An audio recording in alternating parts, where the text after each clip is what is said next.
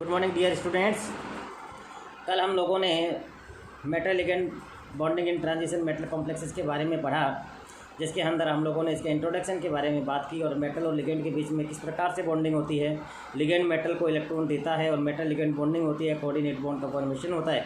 आज हम लोग उसके क्रम के अंदर सबसे पहले वीबीटी अर्थात वैलेंसी बॉन्ड थ्योरी को पढ़ेंगे।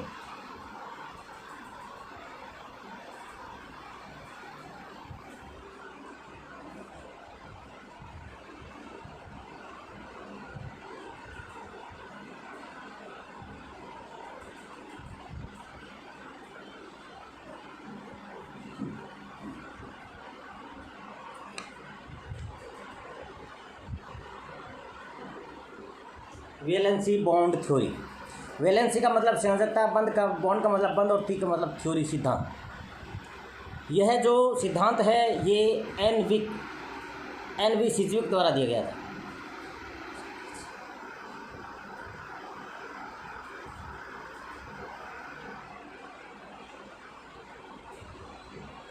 सिज्विक द्वारा दिया गया।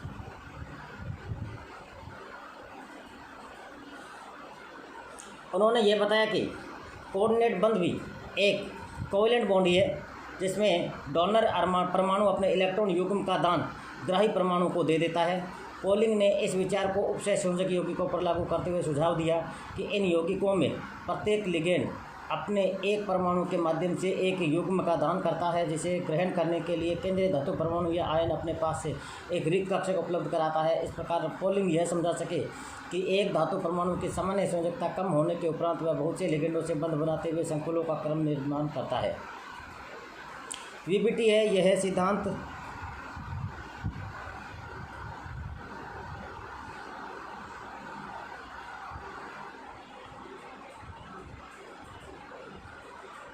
उपसय संयोजक यौगिकों के निर्माण में संयोजकता बंध सिद्धांत की मुख्य बिंदु निम्न है।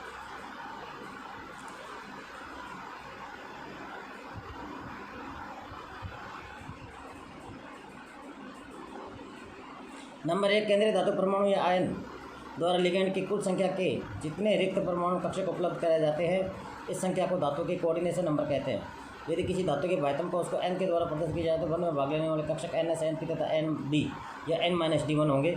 सामान्यतः भाइतम को n के कक्षक रिक्त होते हैं, लेकिन n-1d कक्षकों को रिक्त कराने के लिए इलेक्ट्रॉनों को इन्हीं कक्षकों की पुनर्व्यवस्था की जाती है या इन्हें उच्च ऊर्जा या nd कक्षकों में स्थानांतरित कर दिया जाता है। ये रिक्त कक्षक संकरित होकर बंदी कक्षकों के नए समूह का निर्माण करते हैं, जिनकी एक निश्चित दिशात्मक विशेषता पाई जाती है। संकुलों में पाए जाने वाले कुछ सामान्य संकरण d2sp3, dsp3, dsp2, sp3, sp3d2, sp2 और sp। संकरण कक्षकों के संकरण संबंधी दिशात्मक तथा संकुलों की ज्यामिति से ही होता है। अब जैसे सामान्य संख्या 6 है तो संकरण कौन कौन से हो सकते हैं? संकरण हो सकते हैं d2sp3 या sp3d2, और जो इसकी ज्यामिति है वो होती है अष्टफलकीय है। यदि सामान्य संख्या 5 है तो dsp3 या sp3d, इसकी जो आकृति या ज्यामिति होती है त्रिभुजीय द्विपिरामिडी। यदि सामान्य संख्या 4 है तो संकरण dsp2 होता है और ज्यामिति इसकी वर्गाकार होती है। सामान्य संख्या 4 और होती है तो sp3 भी हो सकता है, लेकिन ज्यामिति अब की बार इसकी चतुष्फलकीय होगी। यदि 3 है तो sp2 ज्यामिति त्रिभुजीय और 2 है तो sp ज्यामिति एक रेखीय या रेखीय कहते हैं। धातु के इन रिक्त कक्षकों तथा लिगेंडों के दाता परमाणु के इलेक्ट्रॉन युग्मों से भरे हुए कक्षकों के अति अपने सिग्मा बंधों का निर्माण होता है। संकुलों में यह सिग्मा बंध ही सिज्विक के उपसह संयोजक बंध है। सिज्विक ने उपसह संयोजक बंध के बारे में बताया था। सिज्विक ने कोऑर्डिनेट बॉन्ड के बारे में बताया था। फलतः संकुलों के दाता तथा ग्राही परमाणु लगभग उदासीन हो जाते हैं और बंधन अधिक प्रबल हो जाते हैं और इस संकुल स्थायित्व को प्राप्त होता है। अब इसकी क्या क्या सफलताएं रही, इस सिद्धांत की क्या क्या सफलताएं रही? संयोजकता बंध सिद्धांत की सहायता से हम यह भली भांति समझ सकते हैं कि सामान्य अकार्बनिक यौगिकों में धातु अपनी सामान्य संयोजकता प्रदर्शित करता है, लेकिन आवश्यकता पड़ने पर वह किस प्रकार से अत्यधिक उच्च संख्या में लिगेंडों से बंधित होकर स्थायित्व उपसय संयोजक यौगिक बना लेता है। उपसय संयोजक यौगिकों की त्रिविम रसायन, चुंबकीय गुण तथा प्रतिस्थापन अभिक्रियाओं की क्रियाविधि की व्याख्या संयोजकता बंध सिद्धांत द्वारा संयोजकता बंध सिद्धांत की उपलब्धि ही रही है। अब बात करें इसकी कमियों की, इसमें क्या क्या कमियां रह गई थी। इसकी कमियों के बारे में हम बात करेंगे तो संयोजकता बंध सिद्धांत की सफलता व सहजता अनेक कारणों से वर्षों तक उपसय संयोजक यौगिक के बंध व्याख्या तो सुविधाजनक रूप में इसका उपयोग होता रहा, लेकिन इसमें काफ़ी कमियां रह गई थी। और कमियों के अंदर निम्न कमियां हैं। नंबर 1, संक्रमण धातु यौगिकों के रंगीन विलयन।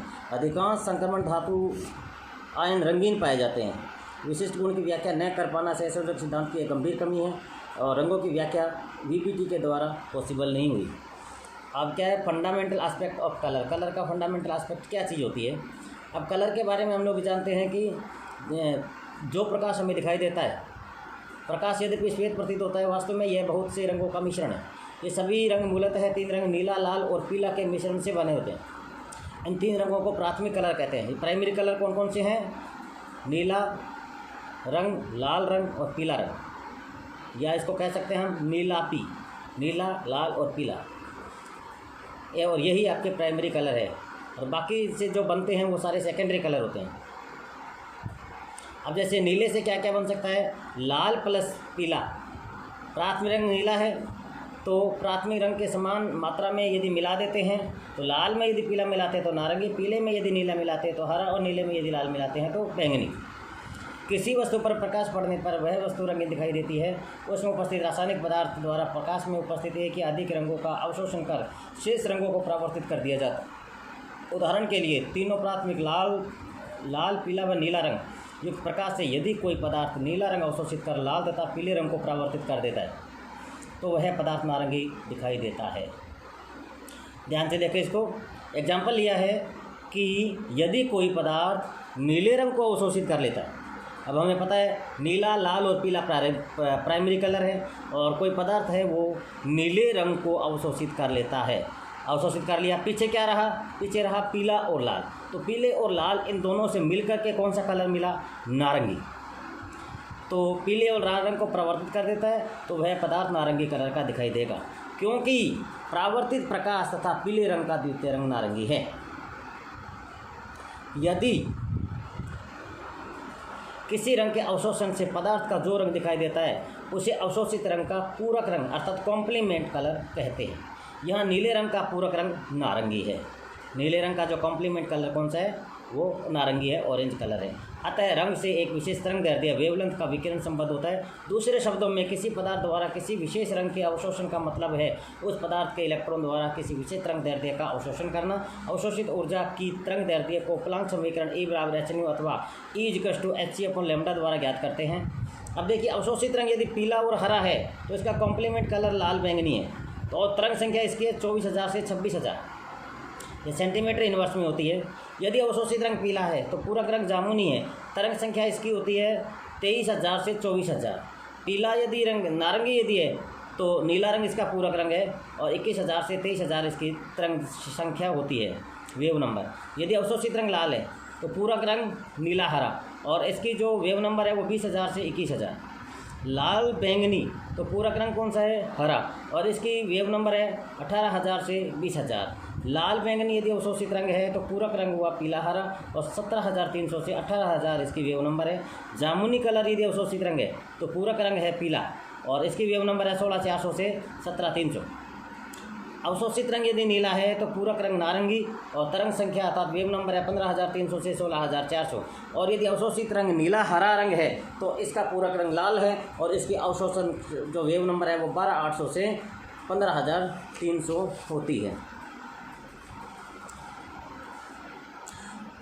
अब हम ये जानते हैं कि इलेक्ट्रॉन द्वारा किसी विकिरण अवशोषित से आए ऊर्जा के विकिरणों पर विचार करें। माना कि किसी इलेक्ट्रॉन की आरंभिक ऊर्जा क्या है? E1 है और इस पर प्रकाश पड़ने पर ये न्यू आवृत्ति का विकिरण अवशोषित करता है तो इसकी ऊर्जा E2 हो जाती है। तो क्या हो जाता है? E बराबर E1 प्लस hν हो जाएगी, जैसा कि हम लोग पहले से जानते हैं। यदि इस अवशोषित ऊर्जा का तरंगदैर्ध्य दृश्य क्षेत्र में पड़ता है तो अवशोषित विकिरण का पूरक रंग ही दिखाई देगा। यदि उच्चतर ऊर्जा स्तर में रिक्त स्थान की अनुपलब्धता या अन्य किसी कारण से विकिरण का अवशोषण नहीं हो सके तो पदार्थ रंगहीन होगा। दृश्य क्षेत्र की तुलना में अवशोषित विकिरणों का तरंगदैर्ध्य बहुत अधिक या बहुत कम होने पर भी पदार्थ रंगहीन दिखाई देगा। इस प्रकार संक्रमण धातुओं के यौगिकों के विलयनों के रंगों की व्याख्या के लिए उनमें संक्रमण डी कक्षकों की अधिक ऊर्जा के ऐसे रिक्त कक्षकों की उपस्थिति आवश्यक है जिनका ऊर्जा अंतर दृश्य क्षेत्र में पड़ता हो। वीबीटी उपयुक्त ऊर्जा अंतर वाले उच्चतर ऊर्जा स्तर या प्रावधान नहीं होने के कारण उपसैचुरेशन यौगिकों में रंगों की व्याख्या नहीं कर सका। और भी इसके आगे काफ़ी कुछ है जिनके बारे में वीबीटी नहीं बता पाया। एब्जॉर्प्शन स्पेक्ट्रा को वीबीटी नहीं बता पाया। प्रत्येक यौगिक के लिए यह अवशोषण एक विशेष तरंगदैर्ध्य पे ही होता है। दूसरे शब्दों में हम किसी संक्रमण धातु के विभिन्न लिगेंडों से निर्मित यौगिकों में विकिरणों का अवशोषण भी भिन्न भिन्न तरंगदैर्ध्यों पर होगा, जिसके फलस्वरूप उनके रंग भी भिन्न भिन्न होंगे। यह तभी संभव है जब किसी यौगिक में निम्नतर तथा उच्चतर ऊर्जा स्तरों की ऊर्जा का मान निश्चित हो। किसी धातु आयन द्वारा भिन्न भिन्न लिगेंडों के साथ बंध बनाने से ये ऊर्जा के मान परिवर्तित हो सके। संयोजकता बंध सिद्धांत में किसी धातु के साथ सभी लिगेंड एक ही क्रियाविधि उपसहसंयोजक बंध के निर्माण द्वारा संयुक्त होते हैं। इस प्रकार उपसहसंयोजक यौगिकों के अवशोषण स्पेक्ट्रम की व्याख्या संयोजकता बंध सिद्धांत समझने में असफल रहा। अब है संकुलों के चुंबकीय तथा ज्यामिति। अब संकुलों में ज्यामिति और चुंबकीय गुणों के बारे में हम लोग जानते हैं। टेट्रासाइनोनिकल का एक कॉम्प्लेक्स है। अब यदि इसकी हम बात करें तो निकल की जो ज्योमेट्री होती है वो होती है वर्गाकार, और इस वर्गाकार ज्योमेट्री को वीबीटी नहीं बता पाया क्योंकि ये बताता है चतुष्फलकीय, क्योंकि इस समय तक हमें स्ट्रॉन्ग फील्ड लिगेंड और लॉन्ग फील्ड लिगेंड का पता नहीं लगा पाए, और यही बात वीबीटी स्ट्रॉन्ग फील्ड और वीक फील्ड को नहीं बता पाया। यह आगे सीएफटी के बारे में हम लोग पढ़ेंगे तब पता चलेगा। तो इसका हम लोग डिस्कशन करेंगे नेक्स्ट डे टुमारो, संकुलों के चुंबकीय गुण तथा उनकी ज्योमेट्री। आपका दिन शुभ हो। धन्यवाद।